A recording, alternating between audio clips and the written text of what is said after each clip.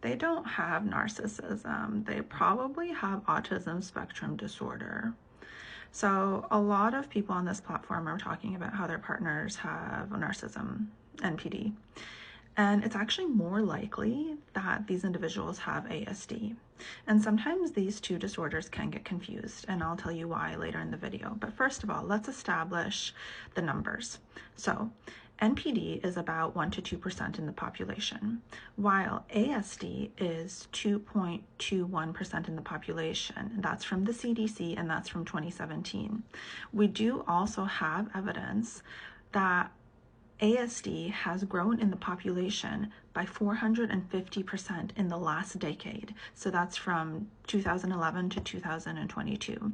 That means in this year, 2025, we probably have an even higher rate of ASD in the population than 2.21%. Therefore, we know that ASD is higher in the population than NPD. So that first needs to be established, because in a lot of these cases, we need to consider Occam's razor. What is the more likely scenario? Secondly, a lot of individuals who present with ASD can have somewhat similar features as NPD, but you have to understand the key here is intent. So with NPD, we have an intent of a manipulation, typically.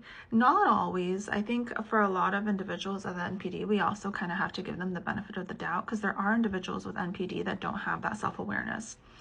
And there is evidence that showcases that certain individuals with NPD do have awareness that they're manipulating, certain individuals do not. With ASD, they are not manipulating. What's happening with ASD is that the way that they're experiencing empathy is different than the way you're experiencing empathy. And they might not give you that type of empathy that you want. And so the understanding is just not the same.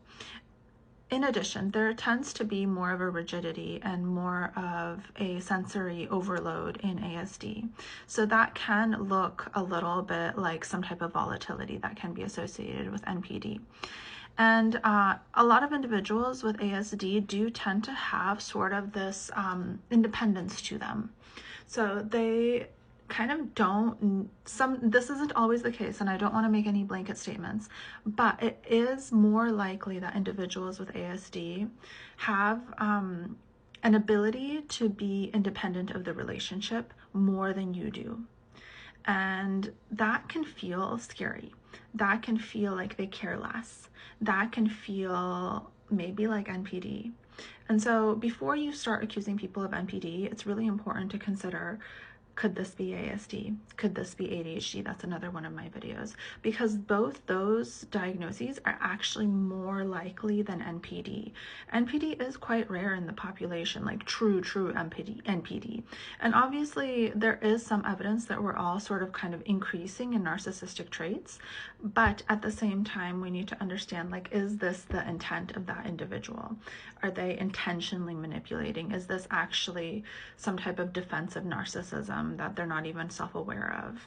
Because if it is ASD versus NPD, that's a completely different scenario, and the way to approach this is a completely different story.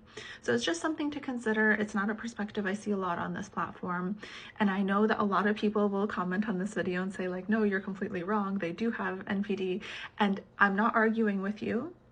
I am just providing a different perspective, because I do feel like there is going to be a handful of people out there that think it's NPD and it's not, and it's ASD, and this individual might really benefit from a diagnosis or some type of information about this, and that we're essentially addressing the wrong root cause. Because for many of you, you actually do want to be in these relationships. And I know for a lot of you, you don't, and that's okay, and I very much respect that. But there are many of you on here that want to be with your partner.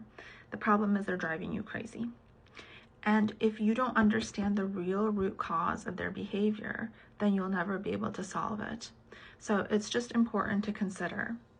Sometimes NPD can look like ASD, it can look like ADHD, and it could be helpful to consider all three. And that's all I'm saying, because I know with my ADHD video, I got a lot of hate on this. So just offering a perspective on here. Comment below if you've had this experience where maybe you or someone you know was confused for someone with NPD when they actually had some type of neurodivergence.